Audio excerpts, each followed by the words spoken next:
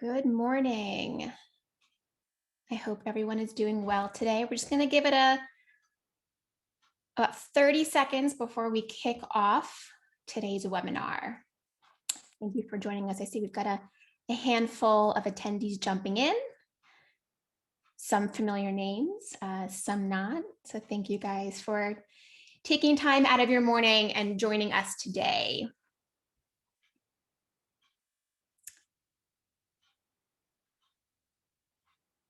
Okay. All right, I think we're going to jump into it. We do want to value your time. You know, everyone is quite busy out there.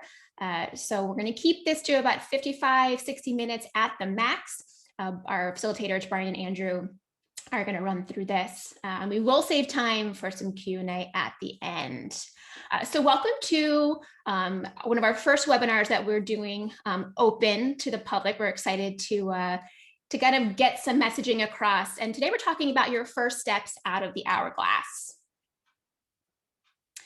Today, our webinar is going to be facilitated by two of our coaches, Brian Nolan, Managing Partner and Senior Business Coach with Nolan Consulting Group, and Andrew Amrhein, Senior Business Coach and Director of Finance with our coaching firm. Today's agenda. Today we're focusing on 4 different areas. The first being hourglass leadership versus cascading leadership. Second, we'll hit documenting your process. Third, the cascading planning process, also referred to as the CPP. You'll likely hear I say CPP throughout today's webinar. And lastly, implementation. What are some next steps that we encourage you to take after listening to today's webinar? And what documents will be coming your way after today's webinar?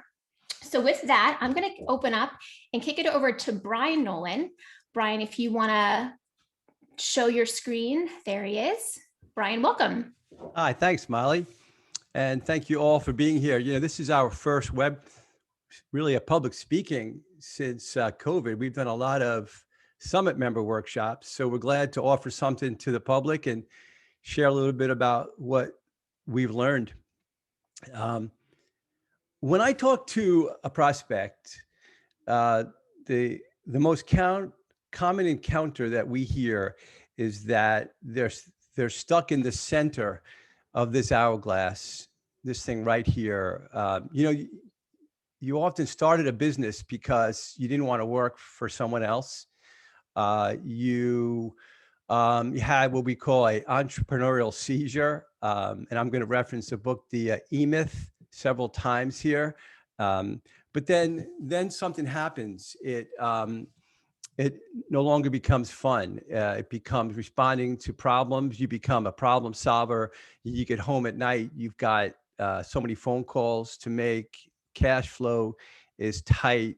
And you're wondering why I did this. You start to grow, and then that doesn't go well because the people you hire don't do the things the way you would do it.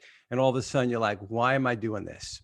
This is hourglass leadership, as opposed to what we're going to refer to as cascading leadership. Let me just sort of go through what hourglass leadership is, okay? So this is when everything runs through you, okay? This is when your job is tasks, you do things. You focus on have-tos versus want-tos. Have-tos are things, if you don't do, there's going to be some pain to them, versus want-tos where there's gain. You solve problems. Your goal is to make payroll this week. You're doing okay if there's money in the bank. You're a master at whatever trade you're in. You have this feeling, if I want it done right, I've got to do it myself. You can't find good people. You make good money as long as you're working. That's hourglass. And that there's only so much you can grow if you see the sands that are going there. I've got an hourglass in the back that I keep to remind me of. And then Molly, we're going to go to the cascading leadership slide, which is really the world that I grew up in. I was 17 years in the corporate world, and I came into an organization where there were roles. And so counter being trapped in this hourglass where you're developing roles and a process. You're going to hear us say several times, the systems run the business, the people run the systems. This is where you have an organization where you have someone head of sales, someone head of operations, someone head of finance and admin. In this world, your leadership is way different. Okay. You delegate. Roles and system govern your business. You have job descriptions for every role on here. You focus on want-tos. You coach people. This is a big difference. Hourglass leadership, I solve problems. When you're in cascading leadership, I'm a coach. Every problem is an opportunity to coach someone for better. In this, you have long-term goals, you've annual goals, you have monthly goals, you have sales goals.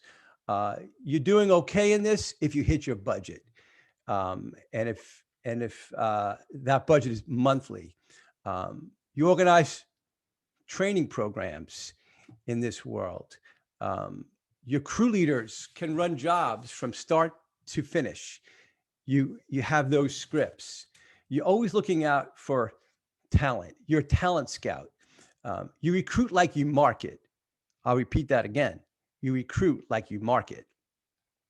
You're building a business that is valuable, a business that is worth more at some point when you're not in it, as opposed to here, your business is only worth something when you're in it.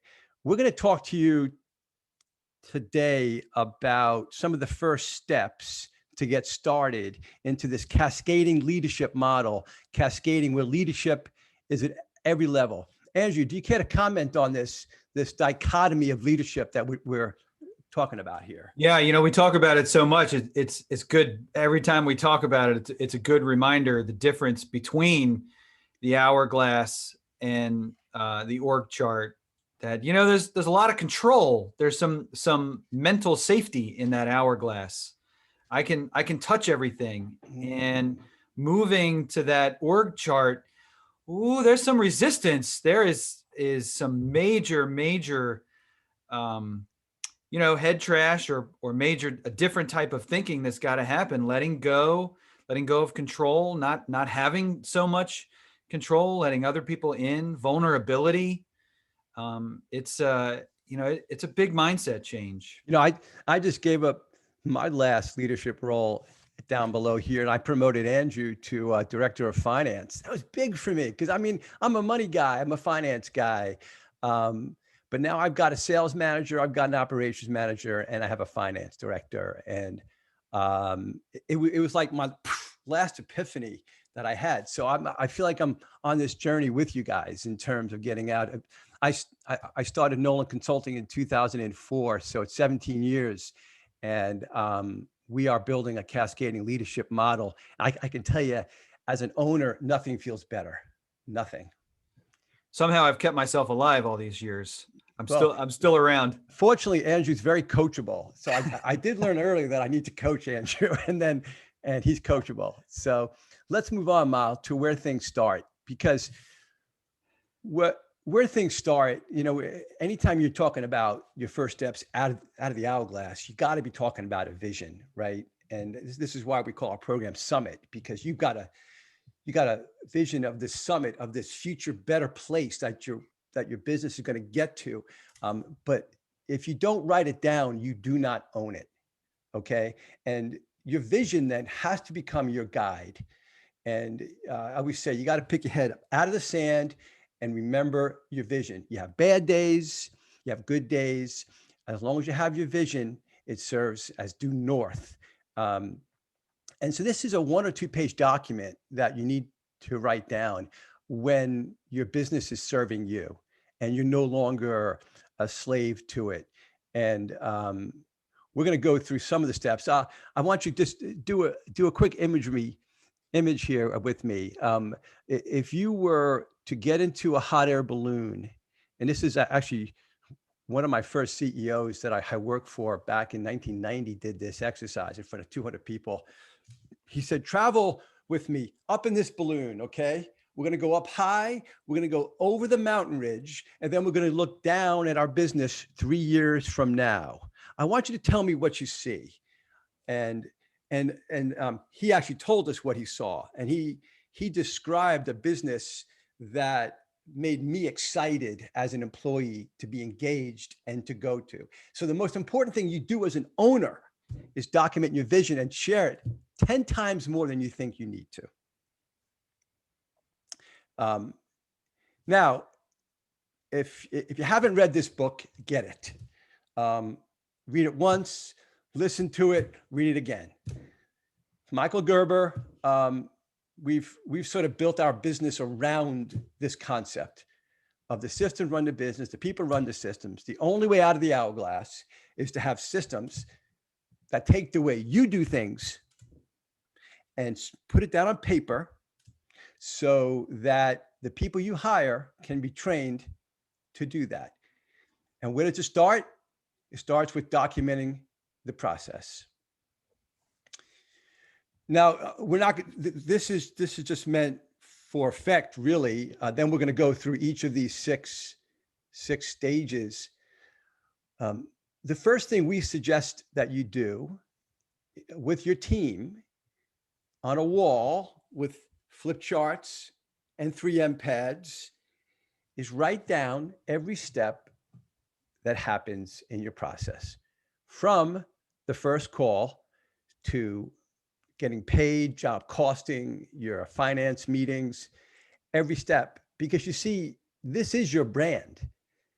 This is the experience.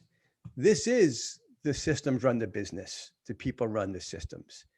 And you'll find low-hanging fruit when you do this. You're like, why do we do this? Or why don't we do this? And it's very engaging to your team. So we're going to go through six stages here. The sales process, which Andrew loves. Then we're going to go through job staging, which is often not done in the most detailed and customer-centric way. Then we're going to go through that pass off to production and the pre-job planning period. This is where it's owned by a crew leader. And then the actual stages of production and documenting those steps. And then completion and what's all involved in finalizing that. And then post-completion, with the idea is that you want to do this process over and over and over again so that you can continually improve it, so that you don't leave things to chance. I hope one crew does things this way, another crew does things that way. That's an impossible way to run a business. You know, when you have a problem, then you say, well, what part of the system failed us? Or did we not follow the system? And everything we've developed at Nolan Consulting really has been related to mistakes that have been made, and then systems generated thereby to reduce those. And our brother company, Nolan Painting, and if a lot of people know Kevin Nolan, my brother and partner, we've got this really symbiotic relationship that allows us to use Nolan as really a laboratory to do newer systems. Any thoughts here, Andrew? Well, I think, you know, one of the things I find myself saying a lot is, in the absence of a process, it's about the person. So when people make mistakes, pardon the expression, but people are stupid. In the absence of a process, it's the person is the problem. In the presence of a process, this is how we do things here. I don't know how they did them at your last company or what your expectations are, but it's not about you as a person. Here's how we do things. We'll train you on our way. So now people are smart and I can train them on my system. I like how you said our way. You know, a lot of my clients, they coin a term like the MB Jesse way, the new life way. It's the way. And you bring, and that creates an experience. Here's what we expect. We expect our crew leaders to introduce employees to a customer on day one. Mm-hmm. We expect that. That's part of the system. We're not going to leave it to some crew leaders might do it, others might not. we are smiling, friendly people. So with that, let's jump in to this first column. If you don't have a sales process, then you're in a customer's process. Take us through this, Andrew. Sure. So I think one of the more intuitive parts, we can enter the process at the place people are most familiar with, I think, in receiving phone calls, either doing the sales or having a sales rep. Who is receiving those calls? Where does the information go? What is the sales process or the information that you want to collect from a customer so that you can overcome objections? You know, in the sales column, in the sales process, order takers are not allowed. We do not accept the customer's process. We have our process. And because we work customers through that, it's consistent. So we collect information from the customer. We set what we like to call next step agreements, or NSAs, not the National Security Agency. It's a next step agreement. I do not let estimates dangle. You know, many of you out there, me included, when I was doing sales for a short period with Nolan Painting, you get that stack of files on your desk. I call them the X files, and I have no idea, like that TV show from back in the day. I have no idea where they stand. I never know I never not know where I stand with estimates. So I follow up. I follow up relentlessly. I either close it or I overcome. I'm okay with no. What I can't stand is not knowing, is being in the hallway. So I get yeses, I get nos, thank you, and move on. Here's where an opportunity you'll see highlighted in blue, you know, a weekly sales meeting, getting together with your sales team. And what I think what's powerful about sales meetings that I've helped people develop is really at the beginning of the week. It's a great way to start your week, even if it's just you or just you and one other sales rep, to begin the week looking at the future and looking at what's possible. How many estimates do we have this week? What am I expecting to close? What are the opportunities? So then we get into closing the sales process and moving to the next one. What does that mean? What does it mean to have a sale? Well, a sale is a sale. Its job is sold, but we've all been in the position where we thought it was sold, and 6 weeks later, I don't know where we are. I thought it was sold. So what does a sale mean? Is it a signed contract? Is it a deposit? How is it I'm now moving through the process to the next column, which is job staging? How am I defining that? How do I know that it's time to keep going so that it's very clear? Brian. Yeah, there's a lot that is not in the sales system that I'll point out that we just didn't have room to really document. But in the sales call itself, having a sales system that gives a sales rep a process to go through, where they are asking questions to establish what's known as pain, where they are finding out who the decision maker is, where they're talking budget, money. I have several pet peeves that I want to just list out here. My biggest pet peeve is probably the one you talked about the X files. I've coached sales reps when I ask them how many open bids they have, and they've got about 100 open bids. Well, there's no way they know where those bids stand, and you must have a clear future on every single bid. So this next step agreement is vital, and it's one of the only guarantees that I give, that we guarantee you will improve close rate 10 points if you get a next step agreement on all of your accounts. And so this concept of also finding pain is worth a quick talk. People buy emotionally, then they justify it, right? So you need to find out what matters. I mean, pain's an interesting word, but let's get real. People buy emotionally, and emotions are based upon what matters. And if you haven't found out what matters, then you're not going to overcome objections here.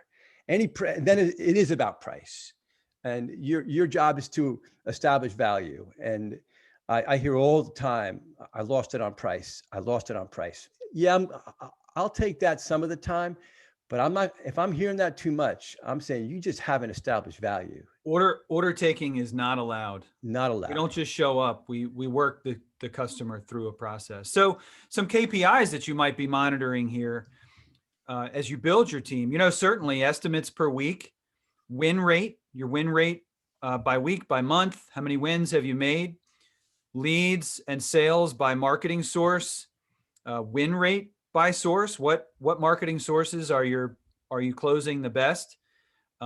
Monitoring your sales goal doggedly every day, multiple times a day. Where do we stand against the goal? Sales is a goal-oriented endeavor.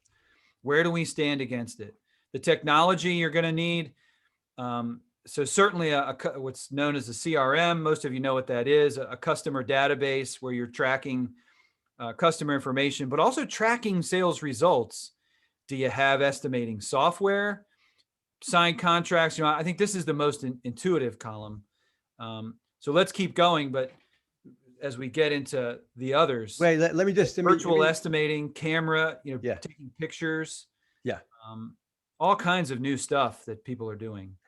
And the role here, there's a role that I think is often underplayed, and it's this where it says admin assistant, ask questions. What we're really talking about here is an inside salesperson.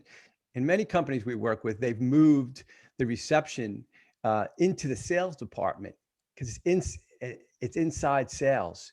They're the first impression. So do you have a script? Are you listening to them, recording them?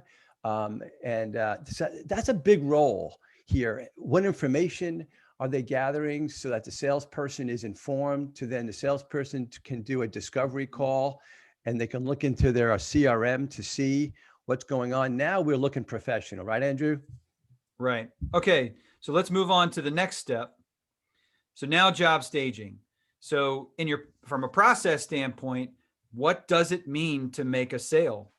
So now you have new roles in place. I think this is where a lot of conversation happens, because when a job is sold, where does it go? What role does it go to? So some people refer to this as a resource coordinator or an inside operations role, but who owns the next stage in the process? So if we're going to have people run systems and systems run the business, then it's okay to hand off customers to the next phase, the next person. So confirming, what does a sale make? When a job is sold, where does it go? Here's where bells and whistles in your process happen. A confirmation email, a confirmation packet, scopes of work for your team. A lot of people are moving online for this, move to paperless systems. Is there any kind of customer consultation that has to happen? There's a lot of coordination that happens between the time the job is sold until the day the job starts. That window, myself personally, I've canceled work at my own house because this phase was not managed well. I either didn't hear from someone for weeks on end, or nothing got confirmed, or I felt like I just got lost in the stack of work that I was just one more job in. How are you handing off the customer and keeping that customer in the palm of your hand? There's a meeting to confirm this phase in the system. We call it the job staging meeting.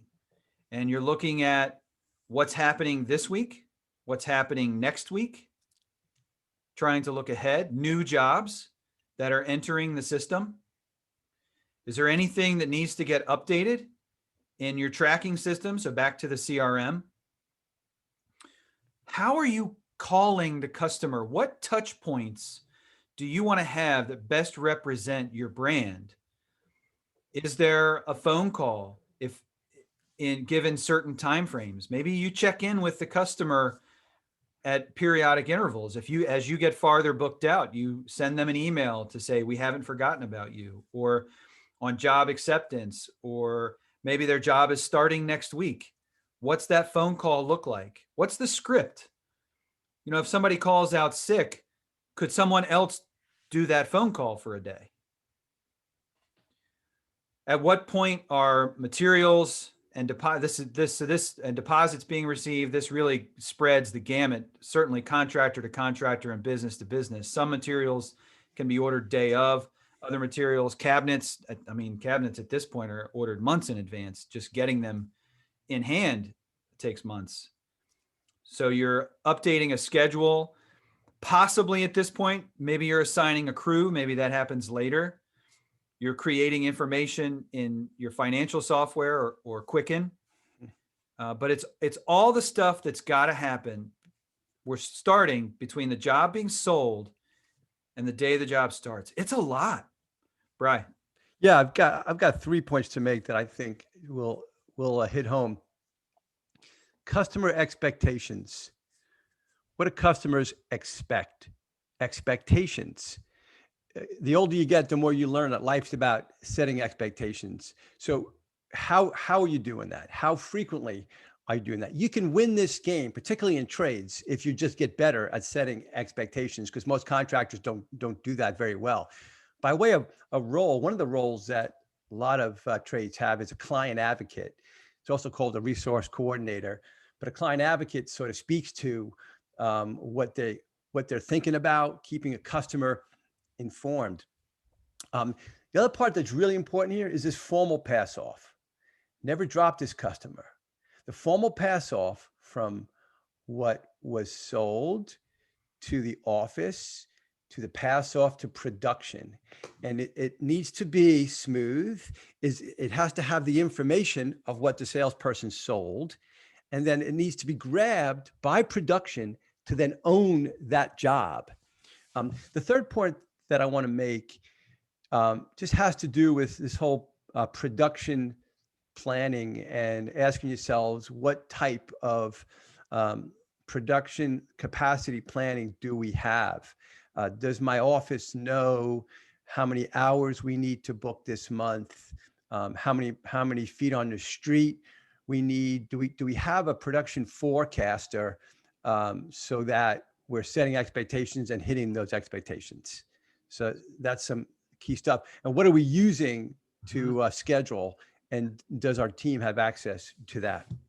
Those are some key KPIs. So if we keep going to the next slide, now we're starting to involve, the difference here, I get asked this question a lot. The difference is we're moving from coordination work in the office. Now we're starting to involve the field. The job hasn't started yet, but now we need to start the communication process early so that mistakes don't happen day one. How many things, ask yourself this, how many things are your crews or your teams in the field finding out the day of? That if they were to find those things out ahead of time, things would go a lot smoother. So as we start assigning a crews, so Brian mentioned production capacity, knowing your backlog is important here, knowing which crew or crews are good at which tasks or what types of work. So is there a job site visit needed? That gets discussed at the job staging meeting. Do we have sign-offs on materials or customer acceptance around whatever their selections are, the cabinets, the countertops, the colors, for shrubs, for the landscaping, the type of pavers we're using? If we haven't collected, you'll collected a deposit, we need to get it now. So some of these steps you'll see repeated across sections, just in case. If we're doing a pre-site visit, where's our staging area going to be? Do we have on bigger jobs, that sometimes takes a lot of discussion. On smaller jobs, maybe it's easier. Another step, do we need to order materials? Is there anything we need to order now to be ready for next week or tomorrow, whenever this job is starting? If it's a big job, do we need to sequence this job now? Do we have a job plan? Okay, so this is one of my pet peeves is everybody works hard. I don't know anybody that maybe they're out there, but I haven't met anyone that shows up to work and says, I'm going to be a bad employee today. I know a lot of people, myself included, when I was growing up, that knew a whole lot about what they're not supposed to do and not much about what they are supposed to do. are people just showing up and working hard without a plan? So they are working hard, but they could be so much more productive if there was a sequence, if someone was helping them sequence the work appropriately. And so maybe you show up to a job and after 2 days of being there, you've got 5 people in 5 different places and nothing's being done efficiently. But boss, we're working hard. Everybody shows up. We work hard. It's not about working hard. It's about working better, planning and sequencing. Now is the stage to do that.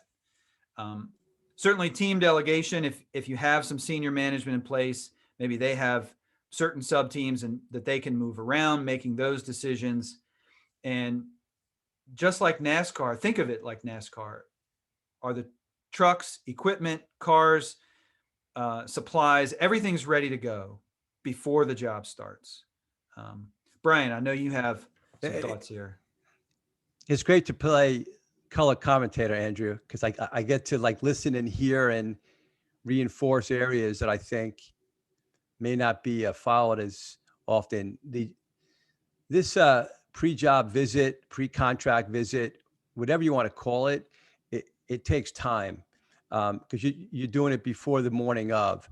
But everyone I talk to speaks to the benefits of doing this, where a crew leader or a supervisor can get their eyes and ears on the job and understand it, so that when the first day of the job happens, they don't have 3 guys waiting around.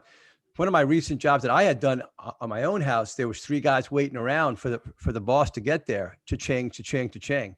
So that's really key. And to your point, these guys work hard, but if you're running a job, you need to not only work hard, you need to step back and you need to think hard, and you need to spend the time planning out. If I have an apprentice, where am I going to use that person? I think that is key. I think having a system where you have sign off on materials, that's critical. Without sign off, you're going to end up doing a job over again at your expense. So in terms of roles, I would say really the elusive field supervisor role, I get a lot of fear and trepidation around that role. It's because the perception is now I've just hired another person to drive around and drink coffee. Understand there are no problems on jobs because the field supervisor has done the work ahead of time. The 2 columns we just reviewed, a supervisor role is heavily involved in them, making sure that these things get done, helping crew leaders create job plans, helping them sequence, helping them learn better. The field supervisor role, and if to those of you that maybe are contemplating that role, these 2 columns really, really define a key value for the company. Let's be clear, Andrew, you cannot scale a company unless you have exceptional systems in this part and you give ownership and decision-making to what you would call level 2 employees, Andrew, right? That's right. Yeah. Somebody running around, making sure the work is done right. Yeah. So this is something that you want to spend time documenting. Let's get on to production itself. If we keep moving here, so now we are now starting the job. One of the things and for everybody out there, I don't pretend to know all the details. Neither of Brian or I are not pretending to know all the details of what happens at your company. This is certainly a boilerplate. It's a template. So take what works and modify the things that make it work for you. Don't take this as Bible. Make this work for you.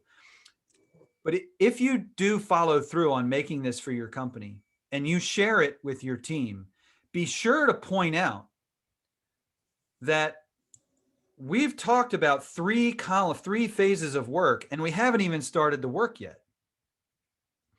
So now we're finally getting to the work of the work, and your team can see how much additional work it takes to complete projects. So introducing the team, is there a script? That first day, everything's prepared. Do we rehearse this? That first impression is key. Following a script there.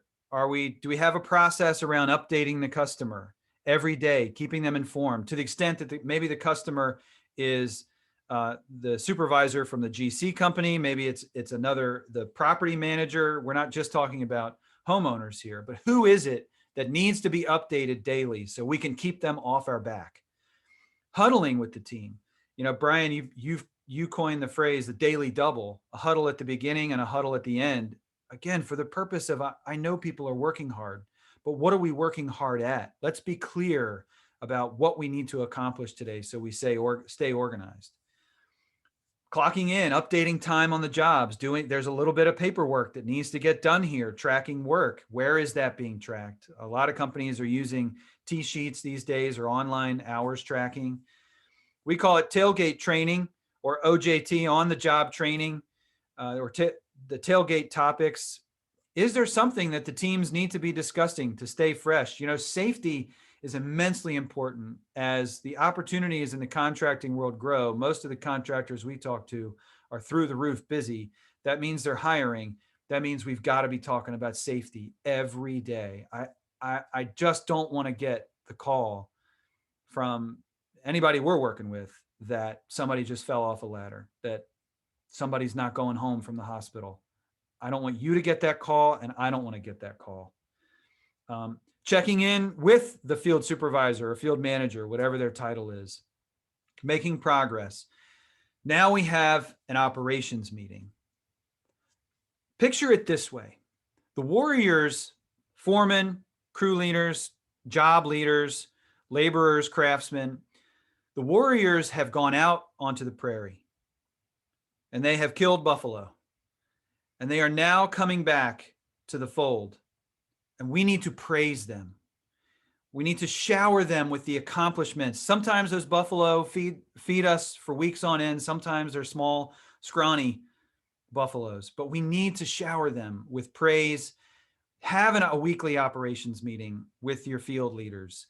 Read report cards to them. Share with them the customer feedback that you're getting, because they work so hard, because they stick to the systems. They conquer resistance, and instead of going off track, they stick to the job plan. Have a weekly leadership topic that you talk about, and then give them the opportunity to report on what they've done since the last meeting. That's the weekly operations meeting with your crews. Bri, you're on mute.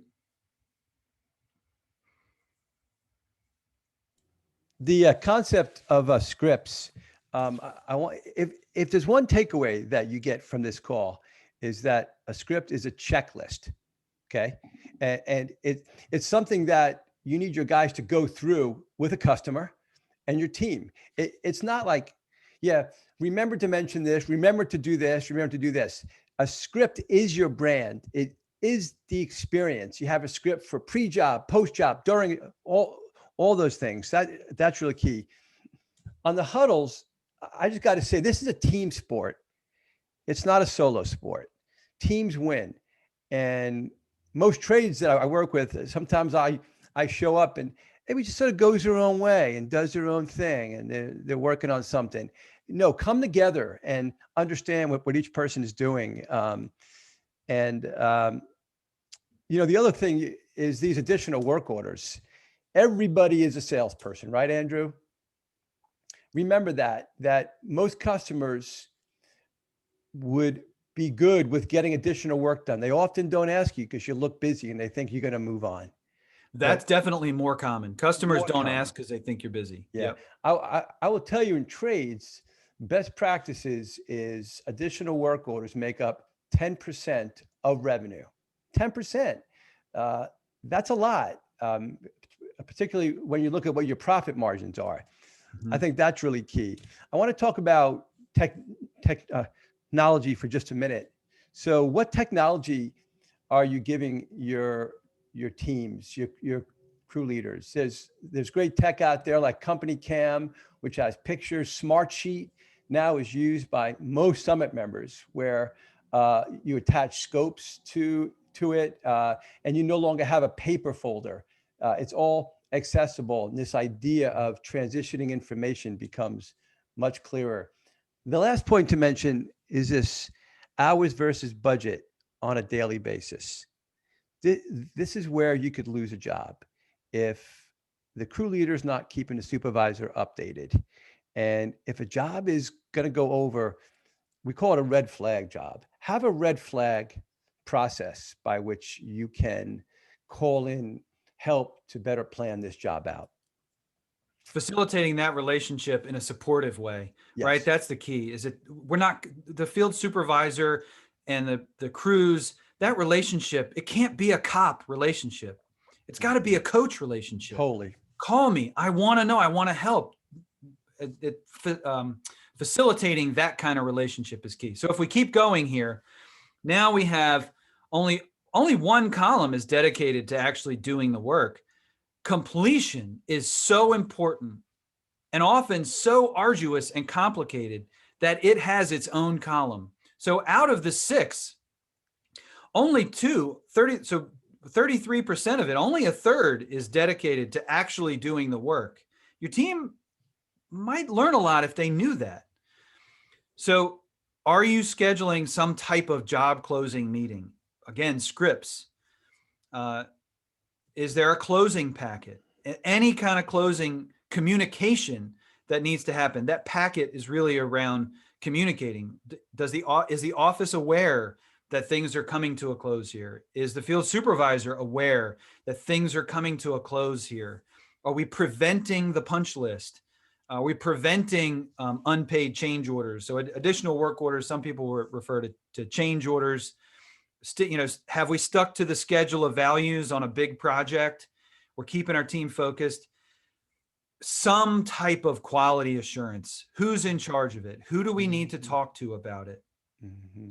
Are we asking the customer for feedback? Please tell us how we're doing. I don't take it personally. I cover my belly button. It's not about me as a person. I don't take it personal. It's about our process. Did we follow our process? Are you happy with it? Is there something we need to change? I want that feedback. Any kind of warranty, not that won't apply to every company, but is there any kind of warranty here? Are we collecting a check? The sooner we get the check, the less we have to wait for it. Maybe only some of the jobs this might apply to. Commercial work, there are defined payment processes, but it is in any scenario, in any situation, can somebody be collecting the check right then and there?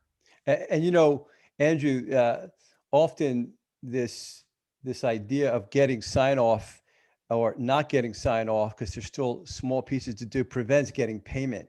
So this idea of scheduling a formal closing, a completion where a customer is going to sign off, because if a customer signs off, you're much more likely to get paid. And it won't make things perfect, but if following these systems that we're suggesting improves your result 10%, 20%, that's a huge list of headaches off your plate. And that's all we're looking for. We're not looking for perfect. We're just looking for progress. So now moving from completion, I know there's a lot of details here that we can't hit in the time we have, but we're moving from completion to post-completion.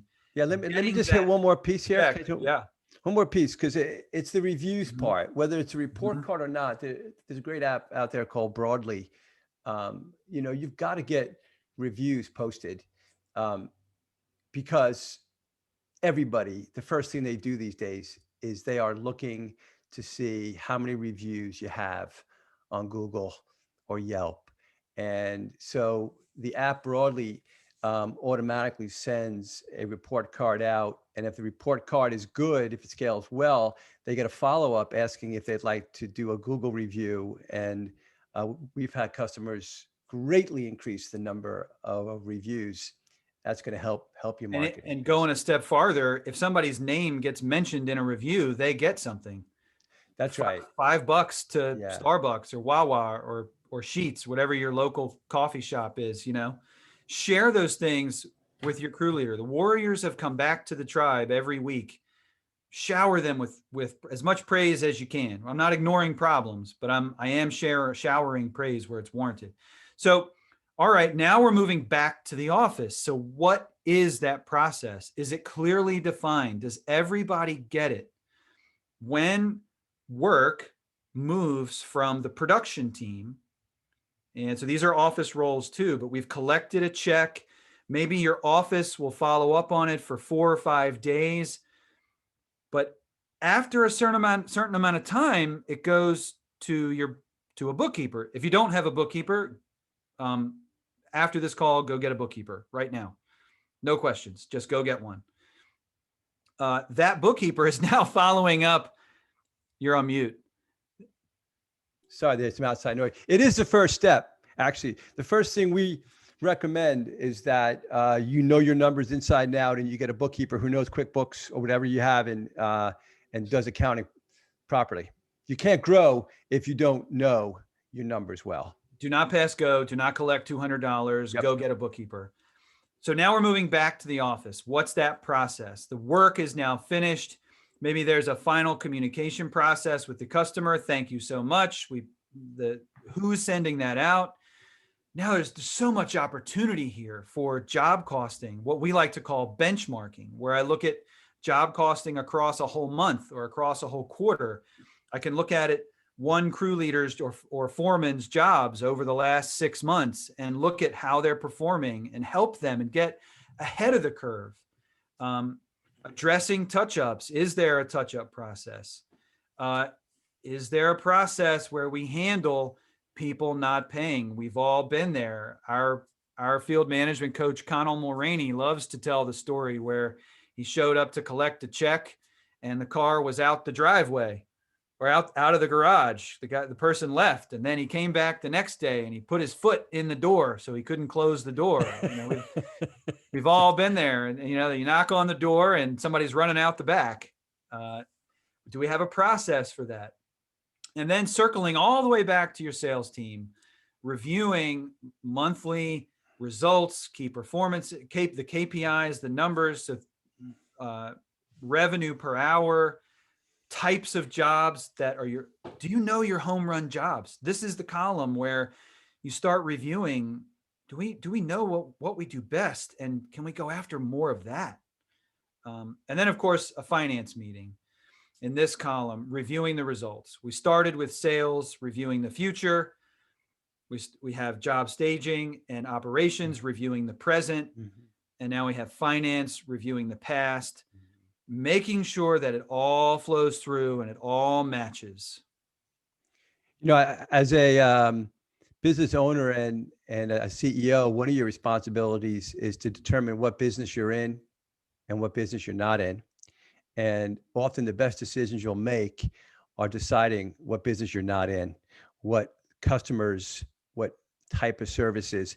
And the only way you can do that is through really sharp job costing. You have instincts, of course, but the job costing, so you know what your sweet spots are, like you said, Andrew, and where you're not making money. They say revenue is, how do they say this? Revenue is vanity, and profit is sanity. So I've learned this over the course of years, what business we're in and not in. I've worked with customers that I shouldn't have, that you spend so many hours on, and you just keep on doing it. You get into spiral. So slow down and make sure you're gaining intelligence from the investment you make in losses on jobs. If someone says, "Oh, Brad, we just got killed on this job with like 500 hours over," I'll say, "Okay, let's make sure we're getting some returns on this investment. Let's document those so we're getting corporate knowledge so we don't do it again. Let's bring sales in, because sales is just pushing, and sales has got to be a part of this job cost forum. I want a job cost forum."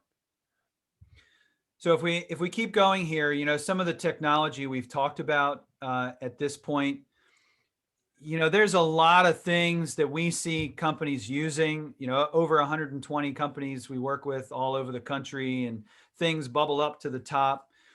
I'm sure you have things that you like. There's a list here of very common technologies. Pipeline Deals is a CRM, Smartsheet for production management. The point to make here, and the reason we have this slide here, is very purposeful. Document your process first. Sometimes in the most primitive form possible. Mm-hmm. Document what it is you want the customer to experience. That's our brand. That's what we bring to the marketplace, is this experience. Train your people on that.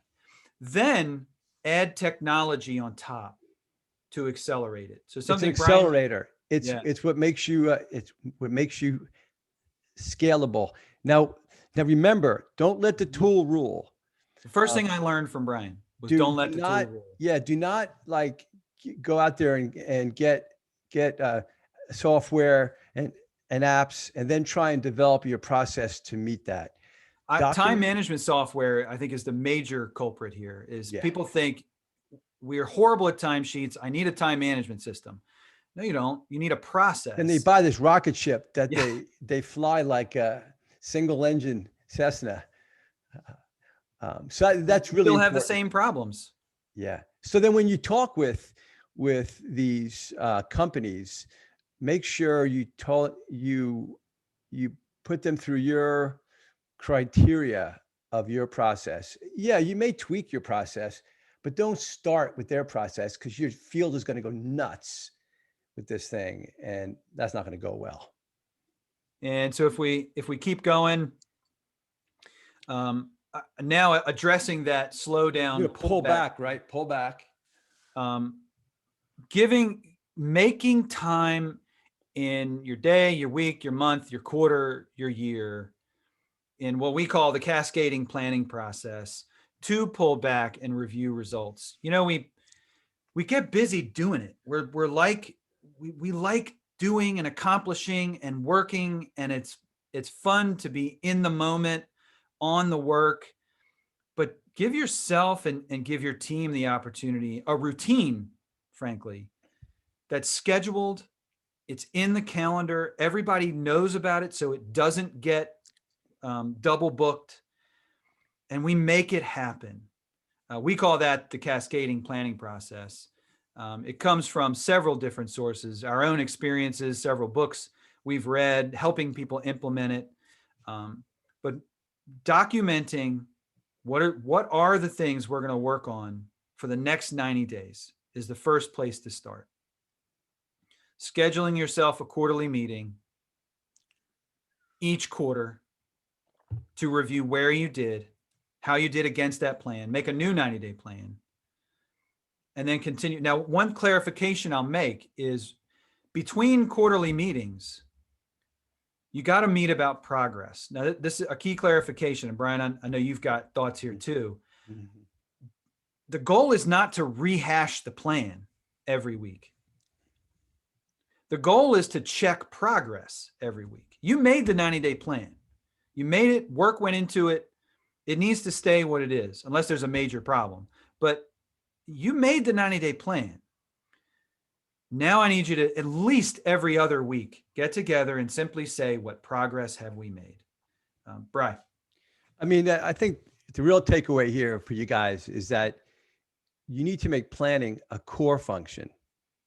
So a core function is something that happens all the time, daily, weekly, monthly, yearly, like any other process, your sales process, your production process. You've got a vision, right? You've documented it. Now, planning is your engine, and it allows you to focus.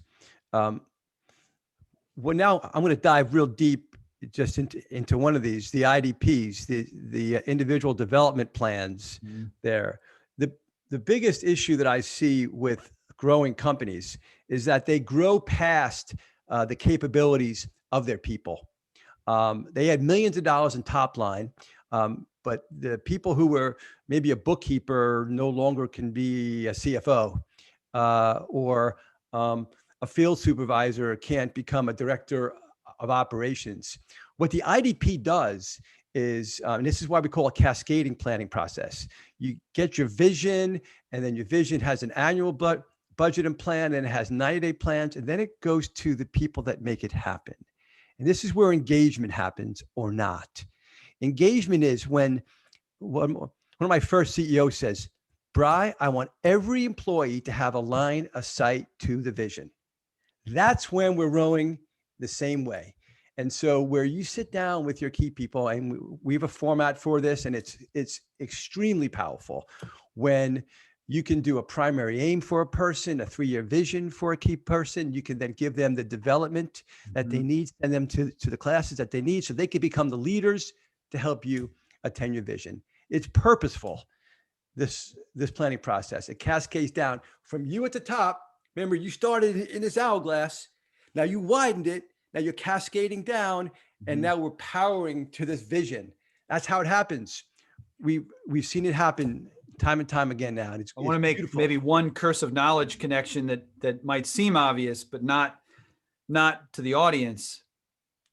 I find one of the major reasons why development and review conversations don't happen. I know I need to do it. I just don't know what to talk about.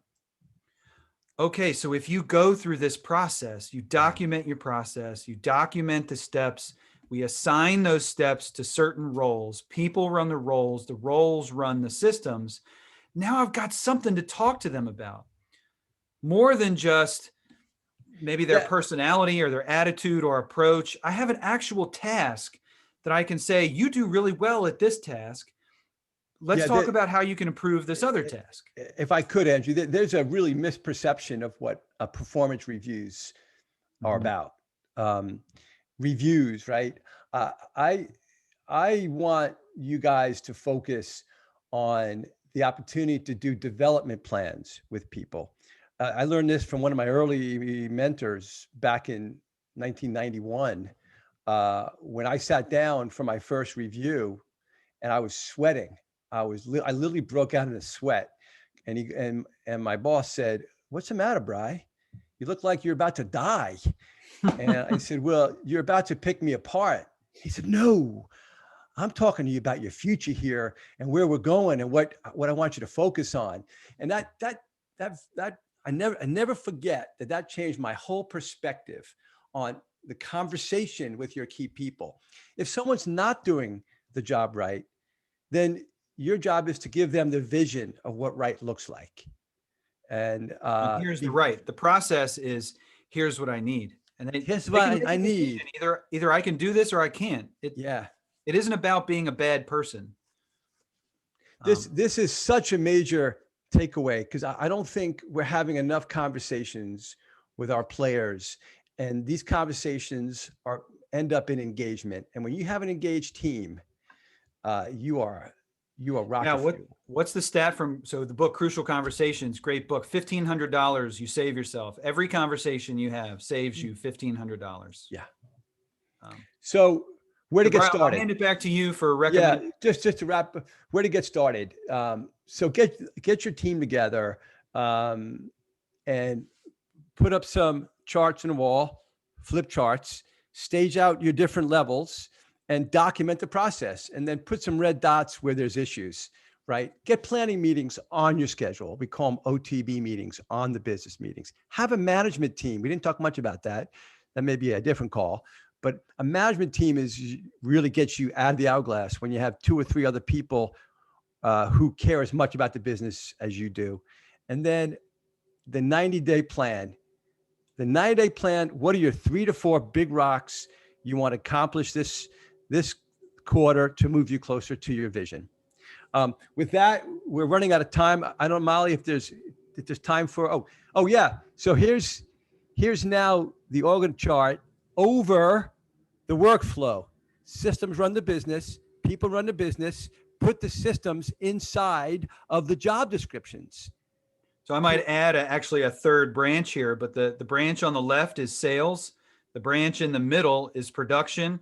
And the branch on the right is bookkeeping and financials. And your roles now fulfill the process. And so you're out of the hourglass if you documented your process, you putting them inside of specific roles, and you're training on those roles and finding the right talent fits to meet those roles. This is your first step out of the hourglass. I don't know, Molly, if there's any one person is doing multiple roles, but at least now they know that. They know that as you grow, you're going to have to let go of some things. Yes. Well, thank you, Brian and Andrew. That was fantastic. I do have one question, but before I get to it, I just want to make a quick plug that for those who don't listen, we do have a podcast where we do hit topics that fall right within what we're talking about today. So get out of the hourglass. Our podcast is called Out of the Hourglass. You can find it on Apple, Spotify, Google, Amazon Podcasts, wherever you listen to your podcast on your phone or device, you can find us. we do have one question. I'm going to actually stop the share of my screen because this question doesn't want to come up. I don't know quite why. Looks like I've got it in the Q&A. Where do you see Thank you. technology in the use of systems? Where do you see technology in the use of systems? So that's Mike Byers. I don't know that I quite understand the question. I think maybe technology is on top. Yeah, I'll address this, Andrew. I mean, Yeah. when we say systems, let's be clear. We're talking about processes, a system. A system is something that has a series of steps that's capable, consistent, and then you look and technology is really it's an accelerator, and it scales and gives information quicker, and reduces expenses if done right. But the system is your steps, and then insert that on top. Yeah. Good. I have no other further questions at this time. So if you do have a question as a follow-up from today's webinar, please feel free to reach out. You can send myself an email, molly@nolancg.com or info@nolancg.com. We will send a follow-up email with materials from today's webinar to those who attended. So thank you. Yeah, thank you very much, everybody, for being here. Appreciate it. Thanks for your time. Have a great day.